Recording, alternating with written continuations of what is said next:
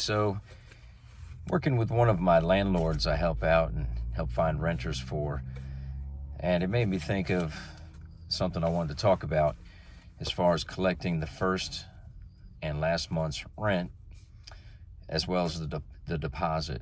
And this landlord I'm helping, the property, it's a good cash flow, but in order to get his current client, he agreed to do first month's rent and deposit, but he didn't get that last month's rent.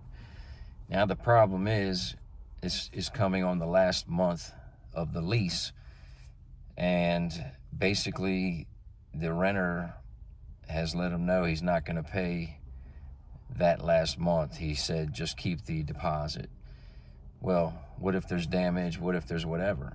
The landlord is stuck, and because there's such a limited time left, what can he really do about it? He could take action, but no consequences are gonna happen before this guy is leaving anyways. So he put himself in a bad position. So it's important, if you're a landlord, if you're trying to rent the property, it's important to protect yourself. But at the same time, it can sometimes be a delicate balance, such as in this case. When he initially rented it, he had his options at who would possibly rent from him, and weighing credit and just meeting with them and getting a feel for them, and the other issues, how many people will be staying there, are there any pets, etc. He came to this particular renter, but they asked if he could not, they didn't have the money to come up with first, last, and deposit. So point of this post, I just want to say, hey, something to think about so you don't get stuck. So one, you can just stick to it. No matter what, got to have first, last, plus deposit. Another way you could possibly go about it is just offer to decrease that deposit. So let's say, for instance, you charge rent of $2,000, $2,000 first, $2,000 last, and instead of $2,000 deposit, collect $1,000.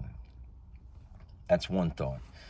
Another thought, the way you could do it to offer, where you find out really quickly if there is a problem, is say, hey, how about we do this? We take the total first, last, and deposit. So in this case, that would be $5,000, and I'm willing to break that up into payments. So, and I'm just saying, me personally, I would do probably 4 months. I definitely would not do more than 6 months for this method, but let's do the 4 months example. So in this case, $5,000 divided by 4 months, $1,250. So basically you propose to this renter, I'm willing to help you under this scenario. So give me $5,000 up front. I'm sorry. You give me, to break it up, I'm willing to sign the lease, and you'll actually agree, you'll sign an agreement for this payment plan, breaking it up like I stated. And this way, your first month, you're only having to pay right now up front $1,250, if that makes sense.